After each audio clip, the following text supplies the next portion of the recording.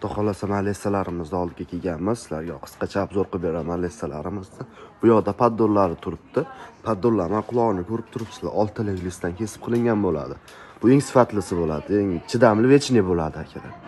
Xo'sh, keyin profillari ham 1.7 stenkali Sergeli zavodi profilidan bo'ladi. Mana bu plankalari ham konteyner tom qismidan qo'yiladi. Aka, yon qismi bunga nisbatan arzonroq bo'ladi, yuqoriroq bo'ladi. O'shani hisobiga tom qismidan qo'yamiz. Svarkani yaxshiroq ushlaydi. Shu nimasi bitta maqsadi. Chachilib ketmaydi o'sha hisobiga shunaqa. Xo'sh, bu tomonda oyoqlari ham o'sha Sergeli zavodi turbasidan bo'ladi. 1.7 stenkali pilisavoy bo'ladi.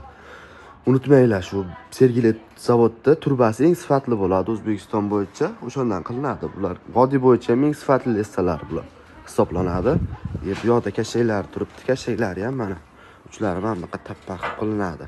Chunki haligi kurchokka ikkitadan tushish uchun ulab ketilaveradi. Yana orada yana bitta oyoq qo'ymaysizlar. Bitta oyoq qo'ysan ham bo'ladi.